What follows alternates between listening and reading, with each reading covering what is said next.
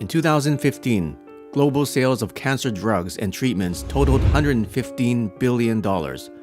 By the end of this year, 2020, that number is expected to reach over $150 billion, a meteoric rise in just half a decade.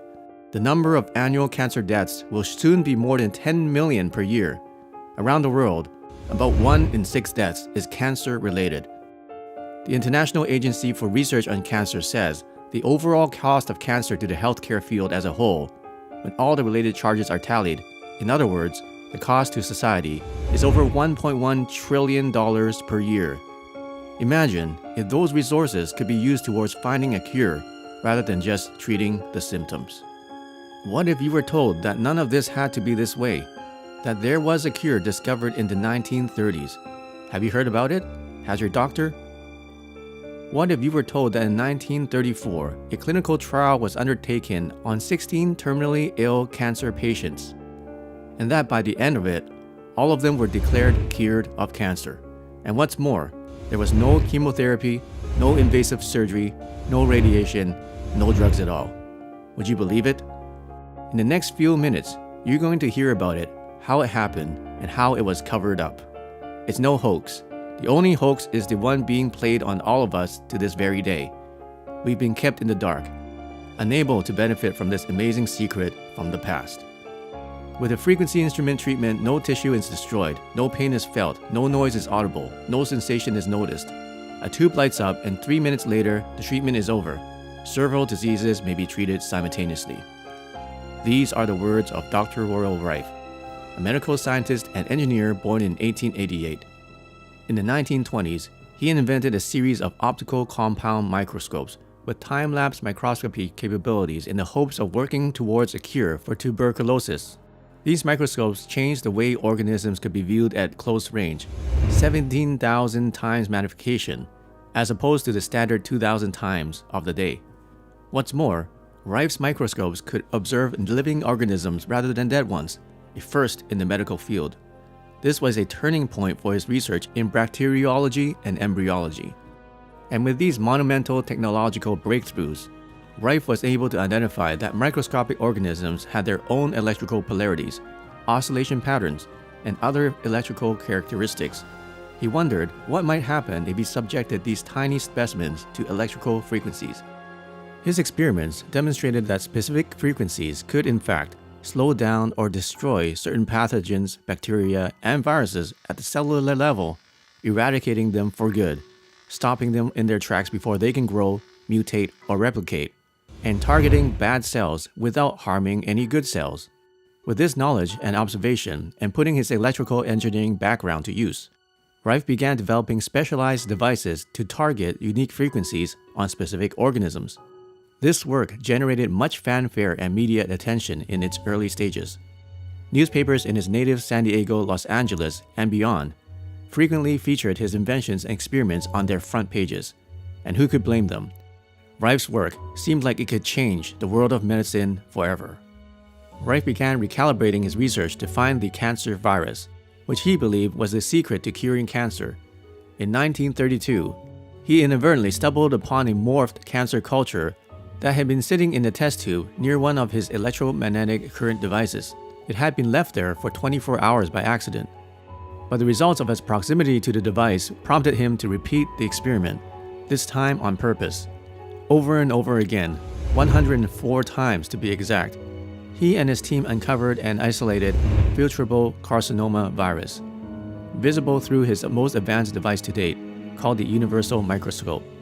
With such close observation, he was able to determine the frequency of the cancer virus, allowing him to fine-tune his frequency-generating devices in order to target the cancer virus in isolation.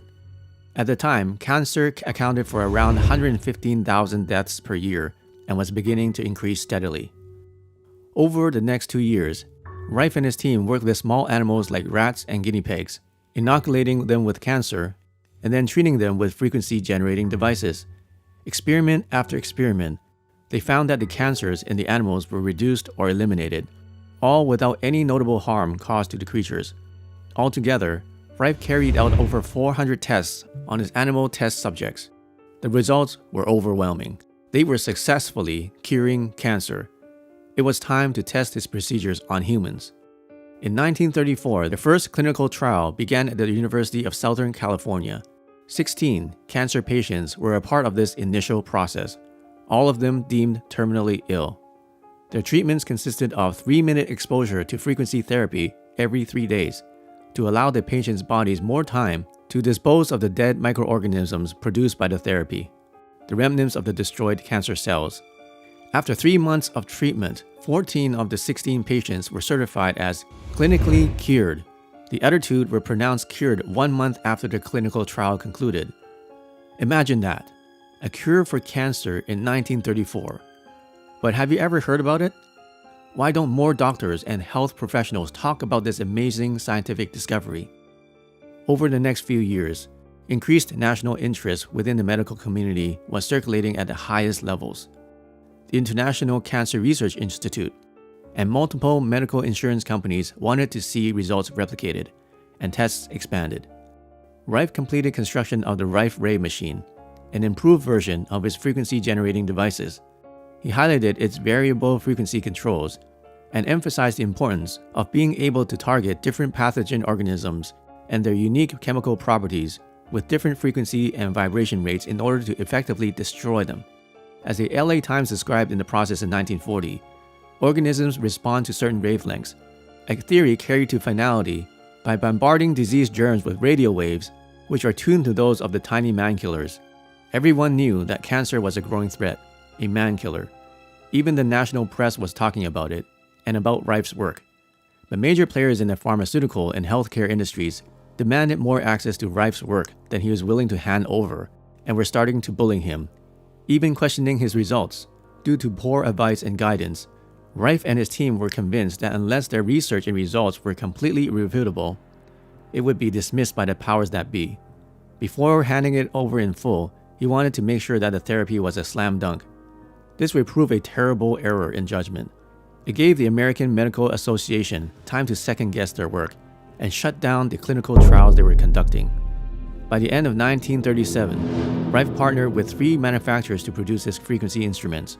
A company called Beam Ray was established to sell them commercially. This seemed like a good way to protect his technology and discoveries, but it actually made him an easier target. By mid-1938, 14 machines had been built and delivered. But problems with one of Beam Ray's engineers soon emerged and animosity developed. The engineer left the company in spite and worked with the American Medical Association to sue Beam Ray. The trial forced any doctor using one of Rife's microscopes or frequency instruments to cease immediately, threatening to strip away their medical licenses if they did not comply. A quiet man of research, Rife was overwhelmed by things falling apart so quickly beyond his control. He succumbed to alcoholism during this time. Some of his research was stolen and destroyed. A laboratory was burned down. Several of his associates died under mysterious circumstances. Everything unraveled and fell apart as he and his work were deemed unacceptable to the medical community at large. Powerful people and organizations buried his miraculous technology, depriving the world of his contributions. Think how many lives could have been saved. In just 1 decade, so much hope and promise in the medical field, especially in the field of cancer research and treatment, was dashed. In 1938, Rife wrote an article which was published in the San Diego Evening Tribune, in which he stated, "We can say that these waves have been shown to possess the power of devitalizing disease organisms, of killing them, when tuned to the exact wavelength or frequency for each different organism." One of the last times the public was made aware of his miraculous research. In the 1940s, even the mention of his name was career suicide for any doctor or scientist seeking to have their work published. It was as if Dr. Royal Rife never existed at all. In 1971, Rife passed away in El Cajon, California. He suffered a heart attack caused by a lethal mix of alcohol and Valium, which he had been taking in his final years to help him sleep. To this day, many believe that his overdose may not have been an accident, that perhaps his alcoholism was used as the scapegoat for murder. Whatever the truth may be, the basis of his life's work didn't die with him. Over the decades, various scientists have built upon his research, often in secret, hiding in the shadows and fringes, working on the margins of mainstream medicine in the hopes of avoiding his fate.